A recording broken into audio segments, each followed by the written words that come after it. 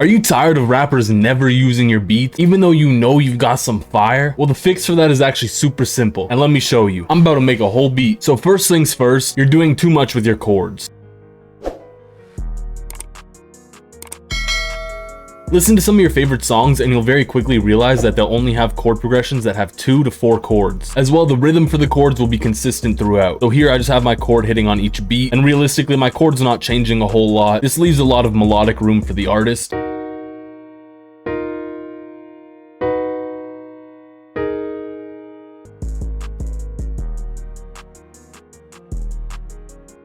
It's also super important to have your notes in the right octave. Depending on the style you're going for, some beats need to be in higher octaves and some beats need to be in lower octaves. So for example, here, this melody I have here,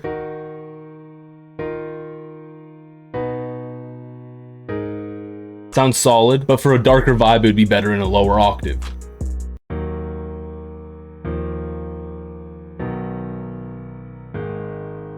Another thing I like to do is just give my chords a little bit of motion.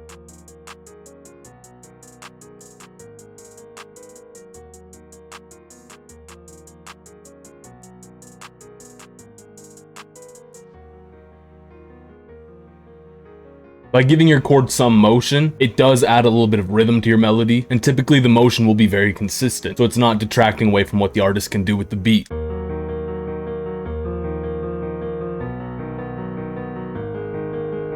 Oh, that's kind of hard. Since we're keeping with that same rhythm, which this rhythm is pretty much on par with a 2-step hi-hat pattern, you can change up some of the notes just to give it a little bit more melodic variation.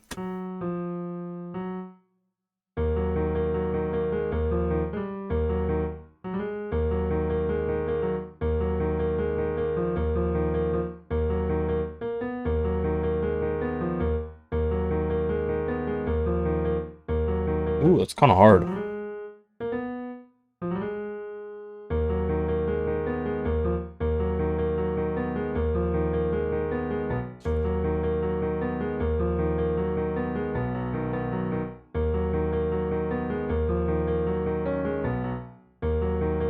Ooh.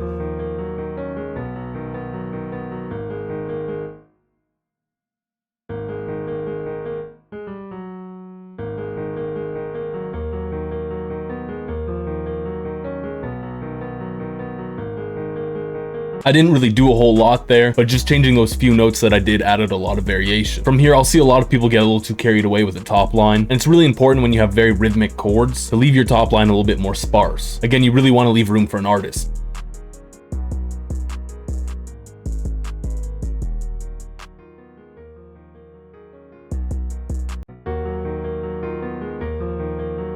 And for your top line, once you've made a 2-bar pattern, what I like to do is I like to copy it over, keep the rhythm the same, and change up some of the notes.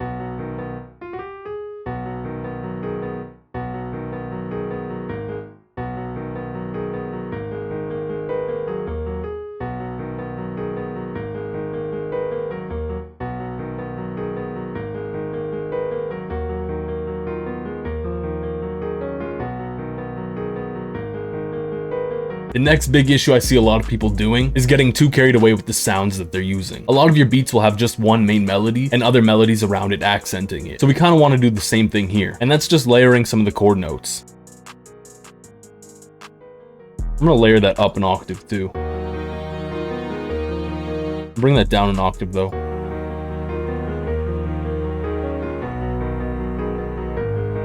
I kind of want to chop this string, give it like a little bit of a choppier feel.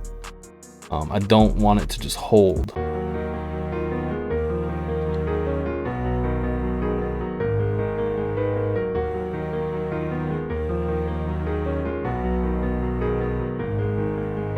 Nice. It's also really important to add accent sounds. Accent sounds can be some kinds of textures, some kind of perk hits, just anything to give the beat a little bit more texture to it without being too melodic. And one thing I like adding in is the yeet bell. Another great way to add texture and ambience is by layering the chords with the pad. Actually, fun fact, I made this sound myself for a kit that I'm working on. And speaking of kits, I've got an Electra X and one-shot kit out right now. There's over 100 sounds in it, and a link for that will be down in the comments below. I want to EQ this out. And this is a great segue into our next point. And that's cutting out some frequencies you don't need, like the low end. Your melody shouldn't have a lot of low end because that will clash with your 808. So having clashing sounds, no one wants to rap on a beat that's just mixed badly. I guess what I'm saying is just cut out the bad frequencies. Like for this sound, there's a lot of low end that I don't want. I'm gonna cut some of the high end too, just leave more room for everything.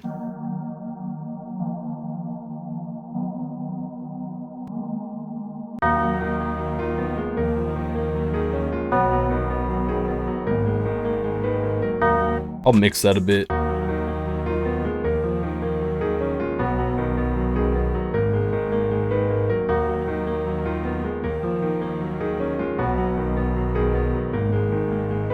That's hard. Another thing I see a lot of people doing is getting carried away with their hat rolls. It's okay to have hat rolls, but they should be adding bounce and not detracting from the beat. And a great way to make sure your hat rolls aren't detracting from the beat is by having the hat rolls play when the 808's playing. So I'm planning to have an 808 hit here, so I'm just gonna throw in a little hat roll.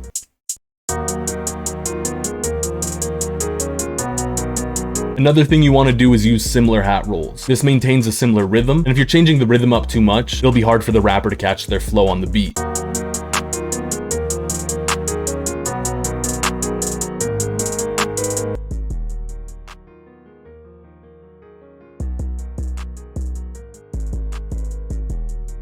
Another thing though, rappers won't rap on beats that don't hit. And the absolute secret sauce that I use to make my beats hit is I just come in here, I turn the EQ knob up around to 25%, whatever sounds good, and then I put the default soft clipper on my master. That's it, my 808 will hit.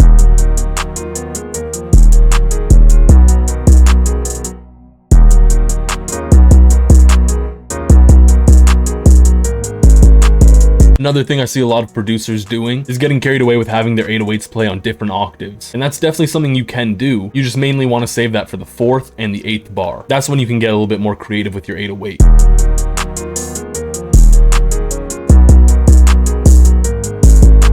Another way you can add bounce with your open hat is by layering it on top of 808s. This will accent those 808 notes a little bit more because it's adding a high-end component to them. Honestly, I'm not going to add an accent snare. I'm just going to do this.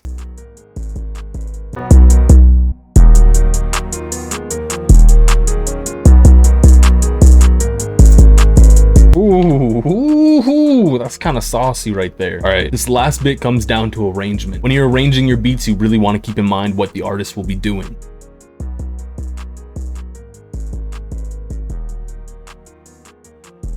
It's really common for artists to have a 16-bar hook like I have here, and then a 16-bar verse like I have here as well. You can have your intro however you like, but usually it'll be an 8-bar intro. You don't need to get too carried away with it. As far as drums go, the hook should be where the majority of your energy is. And as for the verse, that's where you want to kill off some of the energy. So like you can see here, I have all my melody stuff playing here, and then I'm removing pretty much all of it except for the piano. In this section, I'm also going to dumb down the drums. So I'm going to take out a little bit of the bounce with the clap and some super saucy stuff. What I love doing, I like throwing a cut on the second beat of the verse. Sometimes I'll cut the hi-hat like that. Another good way to kill off energy is by removing the 808.